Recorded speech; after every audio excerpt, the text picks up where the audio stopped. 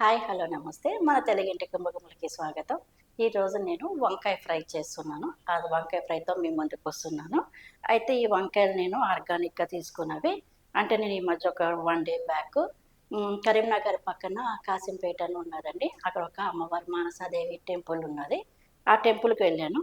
ఆ టెంపుల్ పక్కన ఒక 4 అంతేనండి. ఒక 4 ఇల్లులు ఉంటాయి. దాని పక్కన ఉన్న ఇంట్లో వాళ్ళు ఈ వంకాయలు, టమాటాలు అవన్నీ చాలా బాగా పెంచుకున్నారు. అంత పల్లెటూరులో కూడా ఆమె మొక్కలు పెంచడం అన్నది మాకు చాలా బాగా నచ్చింది. చాలా మొక్కలు పెంచారు. ఇంక ఈ వంకాయ మొక్కకైతే చాలా అంటే చాలా వంకాయలున్నాయి. ఇంకా అవి చూసి మేమందరం ఆమె దగ్గర తీసుకున్నామండి. ఎవరికి నచ్చినయి వాళ్ళు కోసుకొని ఈ వంకాయలన్నయి తీసుకొచ్చినాము. ఇవి పొడుగు వంకాయలు. ఇప్పుడు ఈ పొడుగు వంకాయలతో నేను ఫ్రై చేస్తున్నాను. చూపిస్తాను మీకు రండి.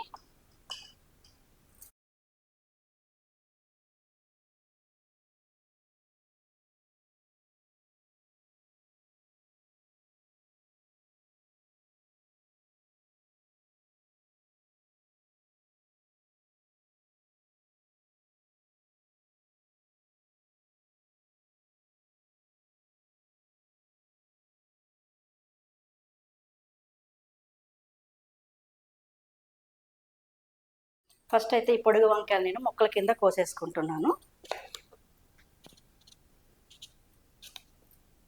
ఫ్రై కదా, అందుకని ఇలా 4 ముక్కల కింద కోసుకుంటున్నాను. మామూలు వంకాయ కన్నా పొడుగు వంకాయలు అయితే చాలా తొందరగా ఉడికిపోతాయి కదా, అందుకని ఈ ఫ్రై కూడా మనకి ఒక 10-15 మినిట్స్లోనే కంప్లీట్ అయిపోతుందండి. ఇలా అన్నీ మొత్తం 4 ముక్కల కింద కోసేసుకొని పక్కన పెట్టుకోవాలి.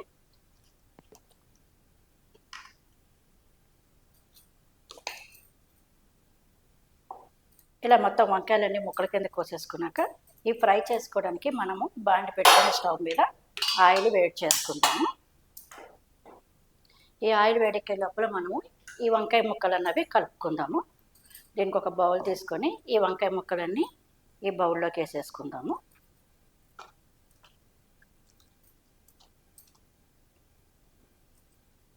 ఇప్పుడు ఈ వంకాయ ముక్కల్లోకి కొద్దిగా సాల్ట్ వేసుకోవాలి. అట్లాగే ఈ వంకాయ ముక్కలకి మనము బియ్యం పిండి వేసుకోవాలండి ఫ్రై చేయడానికి. ఇది బియ్యం పిండి కూడా నేను ఒక 2 స్పూన్ల వరకు వేస్తున్నాను, ఎందుకంటే ఎక్కువ లేవు కదా ఈ వంకాయ ముక్కలు, అందుకని. అట్లాగే ఒక 2 స్పూన్లు బియ్యం పిండి, ఒక 2 స్పూన్లు కార్న్ఫ్లోర్ కూడా వేస్తున్నాను. ఇవన్నీ మొత్తము ఈ వంకాయ ముక్కలకి పట్టేటట్టు కలుపుకోవాలి.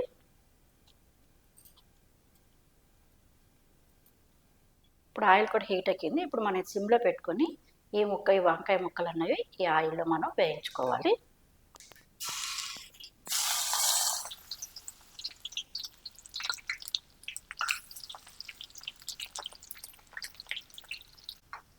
చూసారు కదా, ఇలా లైట్గా వేగితే సరిపోతుంది, మరి ఎక్కువగా వేయించక్కర్లేదు. మీకు చూడండి, తీస్తున్నప్పుడే మనకి మంచిగా సౌండ్ వస్తున్నది, ఎందుకంటే ఇందులో మనం బియ్యం పిండి కార్న్ఫ్లోర్ 2 వేసాం కదా, అందుకని మంచిగా క్రిస్పీగా వస్తాయి ఇవి. ఇవన్నీ తీసేసి పక్కన పెట్టుకోవాలి. ఇట్లానే అన్ని వంకాయలు కూడా చేసుకోవాలి.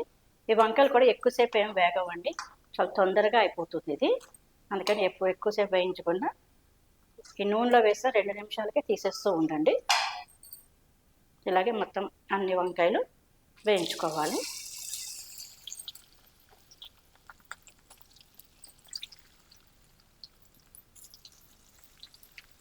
ఇలా మొత్తం మనము వంకాయలన్నీ వేయించేసుకున్న తర్వాత బాండిలో కొంచెం ఎక్కువ ఆయిల్ ఉంటే కనుక అది తీసి పక్కన పెట్టేసుకొని అదే బాండిలో మనం కొంచెం జీలకర్ర అన్నది వేసుకోవాలి.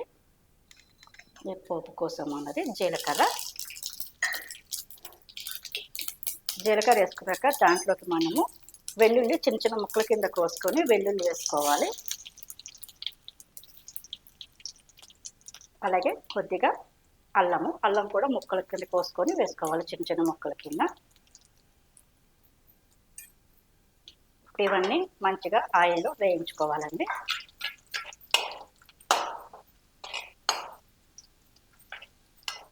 ఇవి కొంచెం వేగినాక ఇందులోకి కొద్దిగా పసుపు, అలాగే మనకి ఈ ముక్కలు బట్టి మనకి ఎంత కారం పడుతుందో చూసుకొని అంత కారం వేసుకోండి.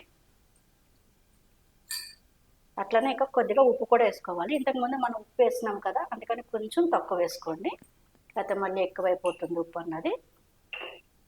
కరివేపాకు, ఇవన్నీ మంచిగా ఒక్కసారి అంతా కలిపేటట్టు వేయించుకోవాలి. ఇవన్నీ మంచిగా ఇందులో కలిసిపోయినాయి కదా.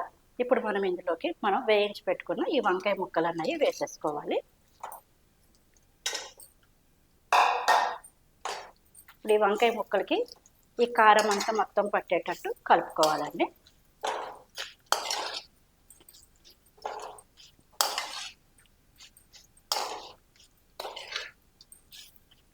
మనం ఇందులోకి బియ్యం పిండి అవన్నీ ఎందుకు వేస్తామంటే వంకాయ కర్రీ అన్నది మనకి వంకాయలు మెత్తగా దగ్గరగా అయిపోతుందండి కర్రీ అన్నది. అందుకని ఇలా బియ్యం పిండి వేసి వండితే కనుక ఇలా ముక్క వేరువేరుగా మంచిగా విడివిడిగా ఉంటాయి. అందుకే వంకాయ కూరలు ఇలా వేసుకుంటే కనుక ఈ ఫ్రై అన్నది మంచిగా టేస్టీగా వస్తుంది.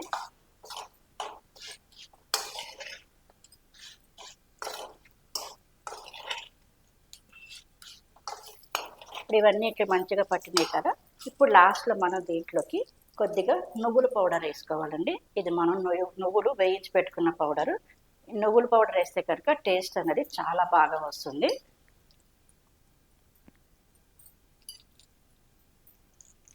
ఈ నువ్వుల పౌడర్ వేసుకున్నాక ఇది కూడా ఒక్కసారి మొత్తం అంతా పట్టేటట్టు కలుపుకొని 1 నిమిషం ఉంచుకొని స్టవ్ మీద కొద్దిగా కొత్తిమీర వేసుకొని స్టవ్ అన్నది ఆఫ్ చేసుకొని సర్వ్ చేసుకోవడమే. ఎంతో తొందరగా ఈజీగా అయిపోతుంది. టేస్ట్ అయితే అంత బాగుంటుంది. ఒకసారి మీరు కూడా ఇలా ట్రై చేసి చూడండి. చాలా అంటే చాలా బాగుంటుంది. క్రిస్పీగా ఉంటుంది. ఏ ముక్కకు ఆ ముక్క ఇలా విడివిడిగా వస్తుంది. టేస్టీగా ఉంటుంది వంకాయ ఫ్రై అన్నది. ఒకసారి మీరు కూడా ఇలా ట్రై చేయండి. అంతే అయిపోయిందండి. ఇప్పుడు దీన్ని మనం బౌల్లోకి తీసుకొని సర్వ్ చేసుకోవడమే.